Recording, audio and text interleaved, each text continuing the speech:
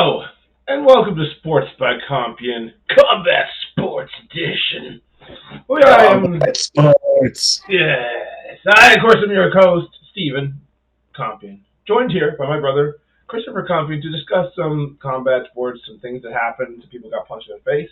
We're here to talk about it. Chris, how are you, buddy? Right. Good. Chilling. Happy to be here. Talking about people getting punched in the face with no gloves. Perfect. We are happy that you're here to break it all down for us. So to start off, we had Bare Knuckle Fighting Championship number 44 over there in Montana. Exciting times going through some of these prelims. Great Falls, Montana. What was that? I said Great Falls, Montana. Wow, that is a cool place for a fight. Yeah, so just about, one side of the whole card was from Great Falls. Okay. Yeah, that's kind of how they do it to sell tickets, People want to come out to see their buddies throw down. Makes sense, actually. Looks like this guy's been doing it for a while. Yeah, you know what? He's got a few MMA fights, but this young kid Coles was just too much for him, dude. He was fast, he was athletic, he had great cardio. He was just a savage.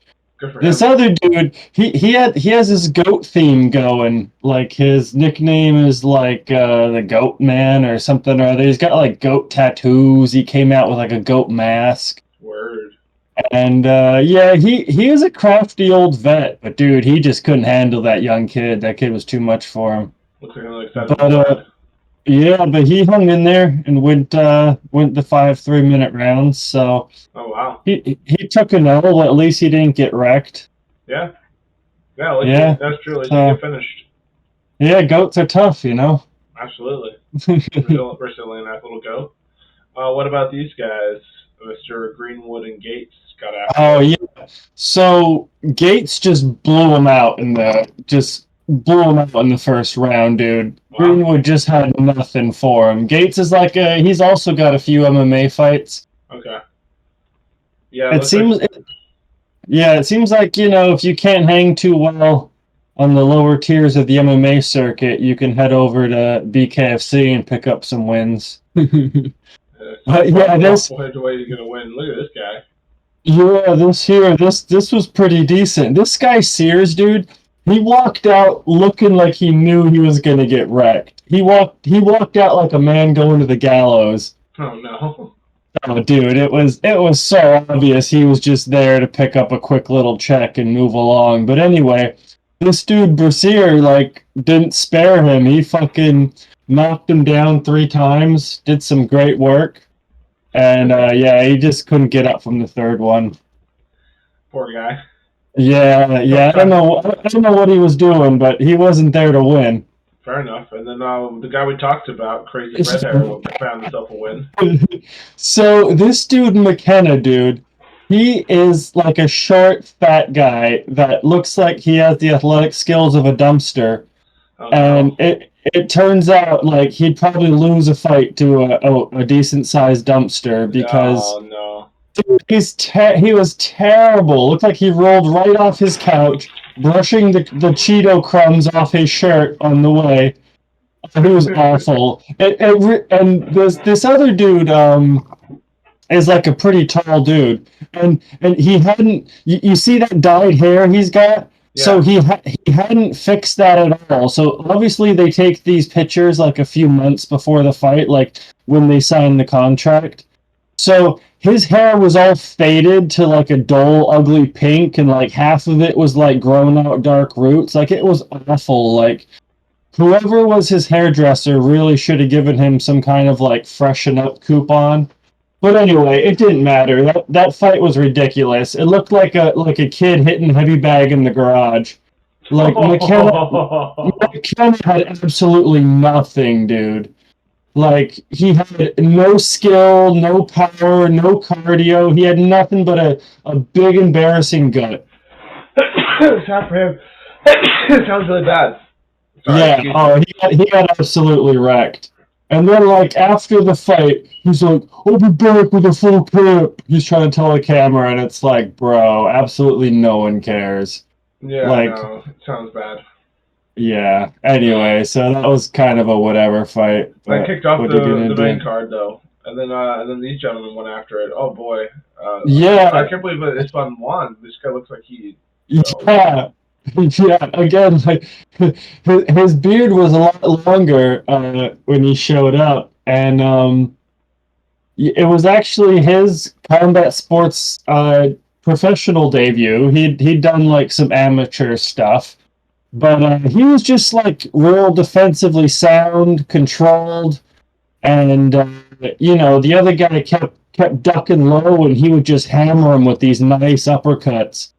So he busted him up pretty good, and they called it between the second and the third round because High Pine was all busted up, like under both his eyes. Like he probably could have gone another round, but it wasn't really necessary. Like his eyes were going to swell shut. Poor High Pine.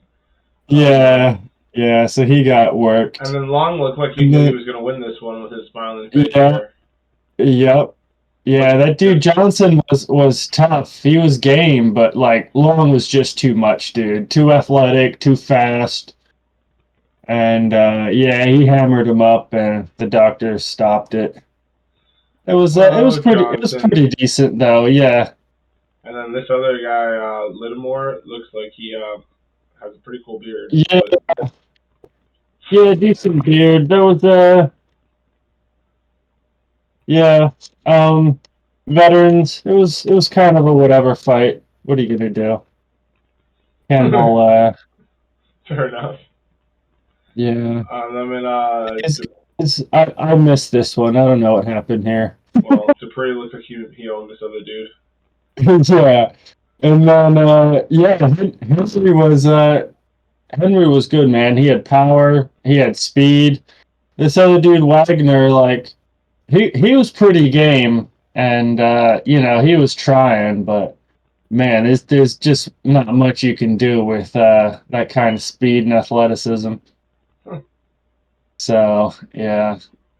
And then this was a weird fight. I thought it was pretty lame because so first of all, this Davidson dude, he comes out with both the wife beater tan and the farmer's tan. Like somehow his forearms and lower biceps were like more tanned than his upper arms, and then like his chest area with the wife beater print was like glowing white. Like it was pretty funny. I've never seen the wife beater tan and the farmer tan combined on the same gentleman.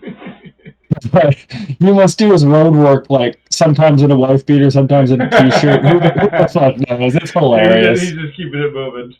Yeah. Anyway, he was coming forward the whole fight. Like he was getting after it, and this other dude Mix, he would just kind of like hang out, hang back, like. It didn't even look like he was doing much. It didn't even look like he was throwing punches.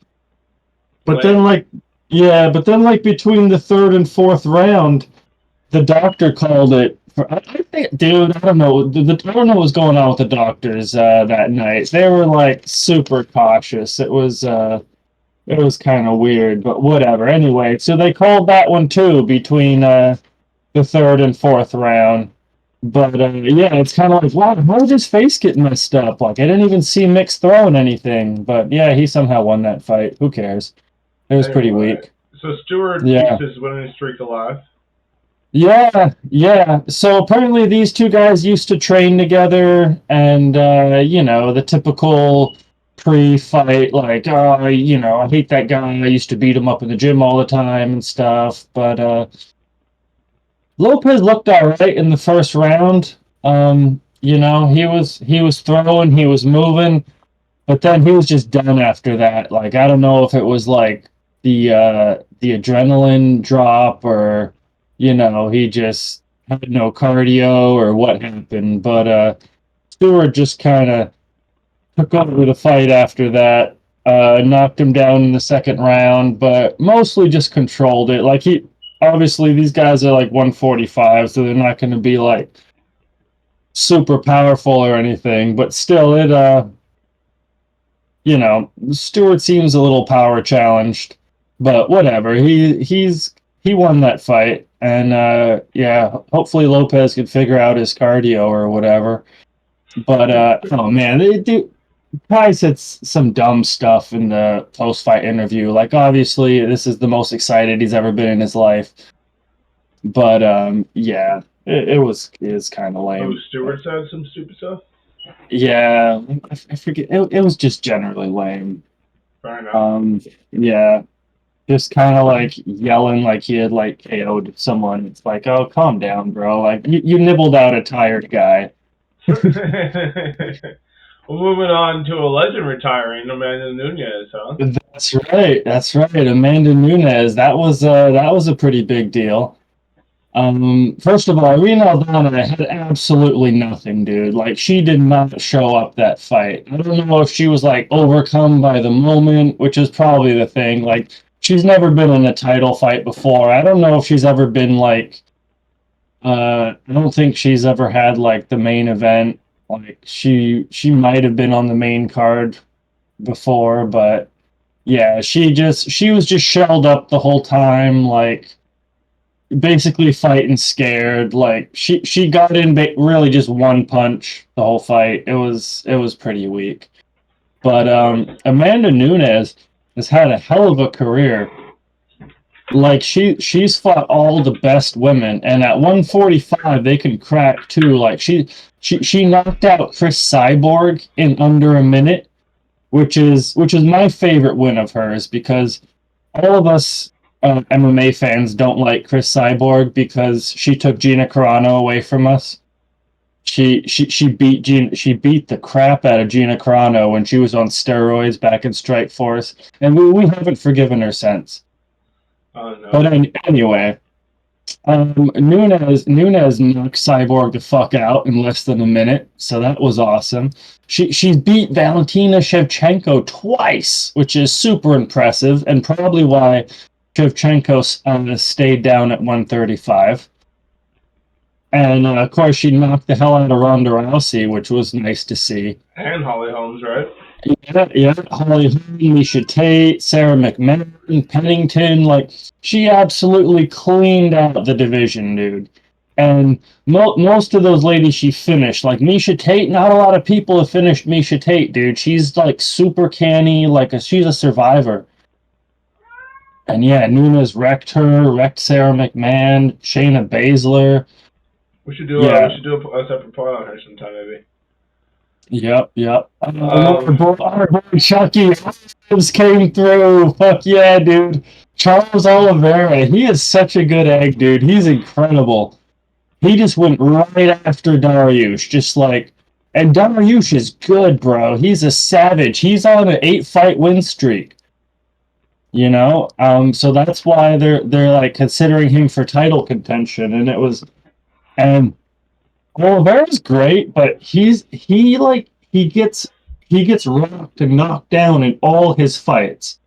And what's interesting about that is a lot of guys, you know, when they get, you know, rocked, knocked down, knocked out, like, they'll come back a little more cautious, you know, like, oh, I don't want that to happen again. Let me be a little more defensive. Dude, Oliveira gives no fucks. He's just a machine, dude. Doubles down, does he? Yeah. He gets knocked down. He's like, all right, now you got to follow me down here to the ground, and I have really scary jiu-jitsu. And guys are like, oh, I knocked him down. Let me go finish him, and then he like submits him and shit. He's awesome. But yeah, good win for him. He TKO'd Dariush in like a minute and 40, minute and a half. No, yeah. First, no, it was like 4 minutes, but still, totally wrecked him, and basically, like, you know, is talking about the title shot, which he absolutely deserves. Yeah, it makes sense. He just had the belt pretty recently, so it makes sense. Yeah. Islam Makhachev beat him, but you know, he says he was having an off night, which happens, dude. Does happen. Yeah, and it's not, and he's way more popular than Makhachev, so they'll probably give him what he wants. Looks like Mike, a Mr. Canadian, got a win. Yeah, he was getting tuned up early, but he managed to grab a submission. So he's a tough crafty prospect from Canada. The card was up there in Canada, so it's a bunch of Canadian fighters that aren't super well known by really anyone outside their gym or Canada, probably. But anyway, yeah, Mike Malott is a prospect to watch. Cool. Looks like a handsome young lad. Yep. Dan Eor gets a win. Dan Ige, yeah, he's really good, dude. He only loses to like the top tier, and he's done main events. Like he always puts on a hard fight. He's definitely a savage. He totally dominated our man Landwehr. He didn't have much for him. Oh no, Landwehr. Yeah. What are you gonna do? Yeah. Dark Knight. Here's another Canadian picking up a win. Yep. The Canadians did some fine work. I'm sure that was very nice for the hometown crowd. Yeah. Always nice to see your boys do well. For sure. Yeah. Looks like we had a no contest, which is appropriate for a French being involved. Yeah. So there was a clash of heads. So they banged heads. Chris Curtis got like a cut above his eye, and he was asking the ref for like more time to recover, and the ref was like, "Nah, you're done. Fight's over." So yeah, no contest. They both just got their show money. Neither one got paid to win because Dana's a cheap fuck. So what are you gonna do? But yeah, that was kind of the disappointment of the night. I'm sure those guys are more disappointed than anyone. Like putting in a full training camp and then you don't even really get to fight. Or paid, apparently. Yeah. So sure these two, Miranda and Jasmine. Yeah, I mean, up and coming prospects. They gotta put them in somewhere to get their experience. But yeah, nothing too interesting with these earlier fights.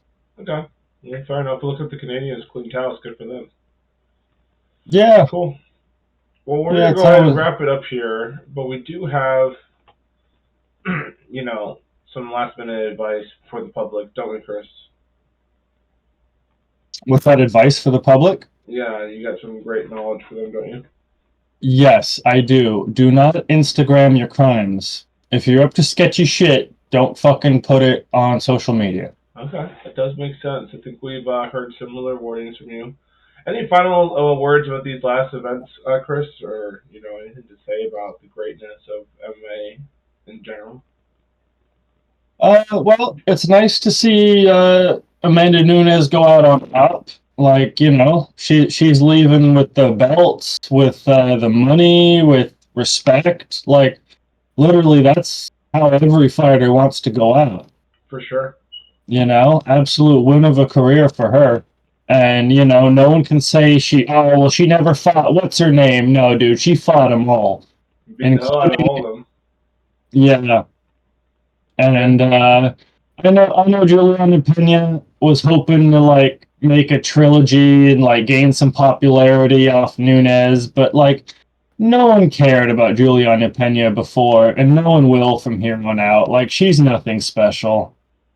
So whatever. She could sit down and be quiet. No one's interested in her. Oh no, Juliana. Gonna have to climb that ladder again, girl. Good luck. Yeah.